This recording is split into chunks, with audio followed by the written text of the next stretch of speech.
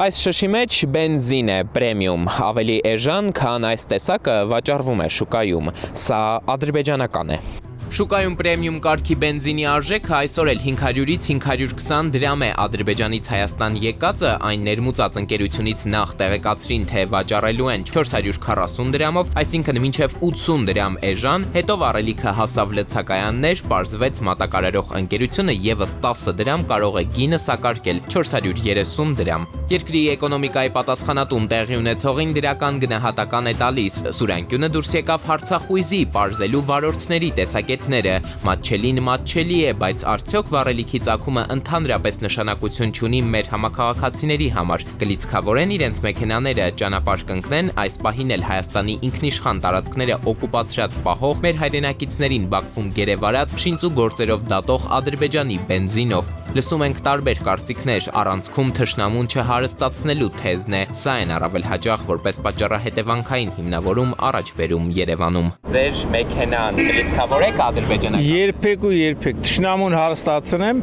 չիլնի, բացառվում է։ Գումարը տամ թափի մեր գլխին ռումբը։ Ինչից մի վախենաս, եթե հացելացել ինչ վախենաս, կլիցքավորես էլի։ Էջան տողալի լիցքավոր, բայց բենզին հա ինչ է, բենզինից վնաս չկա։ Իրանց հարստացնեք ապրես։ Որ բերեմ դի հարստացնել էլի, բայց ինչ դանեմ։ Ինչ անեմ։ Ադրբեջանական բենզինով իմ մեքենան լիցքավորեմ, բացառված բան է։ Դա ինչ պետք է անենք, եթե էժան լինի կլցնենք։ Ինչ դա բենզինը էլի հիմա։ Դուք չեք լցնի։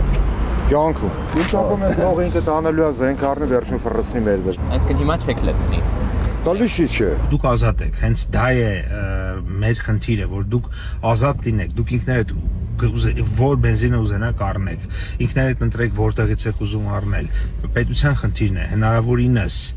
տարբեր տեսակ, մեծ տեսականի կարողանա ձեզ համար ապահովել, խափան երթուղիներ լինեն, որպեսզի այդ բենզինը եւ մյուս ապրանքները Հայաստանում մշտապես լինեն հասանելի եւ իհարկե հետևենք, որպեսզի որակը բարձր մակարդակի վրա լինի եւ ձեզ քանակի մեջ չխափեն։ Այստեղ է պետության խնդիրը, մնացածը արդեն դուք ինքներդ եք ընտրում։ Ինչպես հնարավոր եղավ Բաքվից Երևան բենզին հասցնել անհամեմատ էժան, առանցքային փաստ աջակցություն հայտնելով տարածաշրջանային խաղաղությանը եւ հայ-ադրբեջանական երկխոսությանը, պաշտոնական Թբիլիսին, որն այս դեպքում շփումների օղակն էր, որոշեց, որ բուրգ չի գանձի առաջին եւ միայն այս անգամ։ Նույն գնոը բացառվում է, որտեղ վրացական կողմը հայտարարել է, որ երկրորդ, երրորդ գործարքի դեպքում ես գանձելու եմ արդեն գումարը, իսկ վրացական կողմը ամեն տոննայի,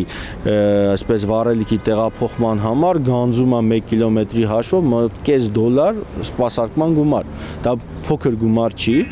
եւ բավական լուրջ այսպես վառելիքի գնի վրա ազդեցություն է թողնում։ Ընդհանուր 1218 տոննա բենզինը 22 վագոնով Հայաստան ներմուծել են երկու ընկերություն՝ Megatrade-ը, որը շահագործում է Run Oil բենզալցակայանների ցանցը, եւ Shisha World-ը, որն ի դեպ պետեկամուտների կոմիտեից ստացած տեղեկությունների համաձայն այս տարվա 10 ամիսների ընթացքում Հայաստան բենզին չի ներմուծել։ Տնտեսագետների գնահատմամբ մեր երկրում վառելիքի շուկան կատարյալ մրցակցության մեջ չէ, այսինքն օլիգոպոլ է։ Դաշտում առաջատար են մի քանի ընկերություն, որոնք վաճառքի հիմնական մասն իրենց ձեռքն են առել, լինելով խոշոր խաղացող, մյուսներին գին են թելադրում եւ մասնագետների խոսքով ադրբեջանական բենզինը Հայաստան առաջինը ներմուծած ընկերություններն այդ շարքից չեն։ Մեր երկրում բենզինի շուկայի կեսից ավելին շուրջ 60%-ը երկու այլ ընկերությունների բաժինն է։ Հետևաբար ցանկության դեպքում նրանք օրինակ կարող են իջեցնել իրենց սակագները, այս դեպքում ադրբեջանական էժան վառելիքի էֆեկտը ացետոնի պես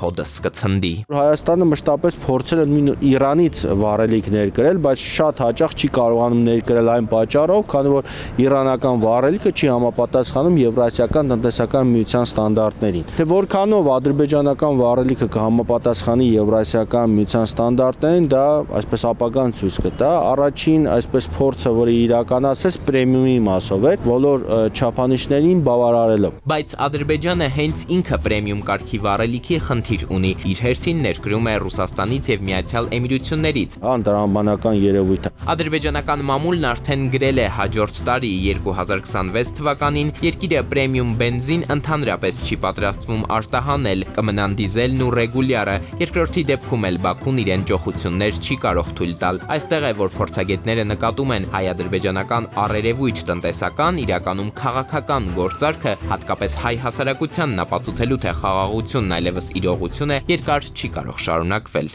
Ընդամենը որոշակի ակցիա է Ես ակցիայի ետևում տնտեսական հիմնարար շահեր չկան, որովհետև ցանկացած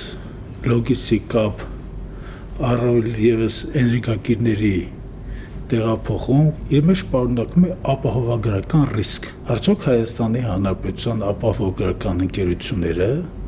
իրավիճակի են լինելու իրականացնել ապահովագրություն ամբողջ ծավալով։ Ձեր կարծիքով։ Մեր կարծիքով Հայաստանում այդ ընկերությունները չկան։ Իսկ Ռուսաստանը, որ Հայաստանի վառելիքի շուկայի հիմնական մատակարարն է, հեշտ կհանձնվի այս պայքարում, կհամաձայնի խաղի նոր կանոնների հետ, եթե ոչ ամբողջությամբ կորցնելու, ապա առնվազն զիջելու դիրքերը հայկական շուկայում, որտեղից տարեկան մոտավորապես $500 միլիոն չափ գումար է տանում։ Մասնագետների պատասխանը կտրուկ է, միանշանակ։ Ներկայումս մեծ պայքար է գնում վառելիքի շուկայի համար, մասնավորապես նույն Եվրոպայում ԱՄՆ-ն փորձում է այդ շուկան ռուսներից վերցնել, Բուլղարիայում, Ֆինլանդիայում, ռուսական կողմը երթին փորձում է իր շուկաները պահպանել եւ քիչ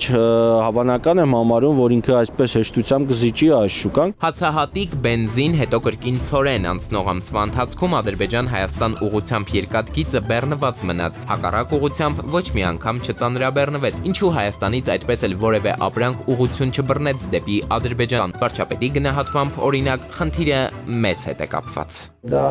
հիմնականում կապված է նրա հետ, որովհետև 30 տարի, այսինքն նախորդող շրջանում մեր տնտեսությունը մի քիչ զվարճալի է դա հնչում, բայց իրականությունը դա է, ֆուրի ծավալով է իր պլանավորում իրականացնել, իսկ գնացքը բեռնել եւ գնացքով ապրանք արտահանել մեզ համար բոլորովին նոր բան է։ Հայկական շուկան Ադրբեջանը ոչինչ չունի առաջարկելու։ Ադրբեջանի տնտեսության հարցերը Հայաստանում լուծելու մասին հիշենք, հայ վարորդների հիմնական մտահոգությունը ադրբեջանական վառելանյութը սպառելու հետ կապված, մեր վճարած գումարները հենց մեր դեմ այս պահին էլ ուղղած հրացանի փամփուշտները չավելացնելու մասին էին։ Անցնենք թվերով 2020-ին 44-օրյա պատերազմի ժամանակ Ադրբեջանն ուներ $2.2 միլիարդ, ռազմական բյուջե 2023-ին Հայաստանի հետ նստեցին խաղաղության պայմանագրի բանակցությունների սեղանի շուրջ, ռազմական ծախսերը շարունակեց ավելացնել Ալիևը, բյուջեն հասցնելով մինչև իսկ $3.7 միլիարդ։ Այս տարի աննախադեպ ֆինանսական միջոցներ ուղղեցին զինանոց, շուրջ $5 միլիարդ, 2026-ի համար թիվն ավելացնում են եւս 90 միլիոնով, եկող տարի հայկական կաթիլն էլ կլինի նրանց ծովում։ Էդուարդ Պողոսյան, Վարհամ Ավոյան, Սուրան Գյուն։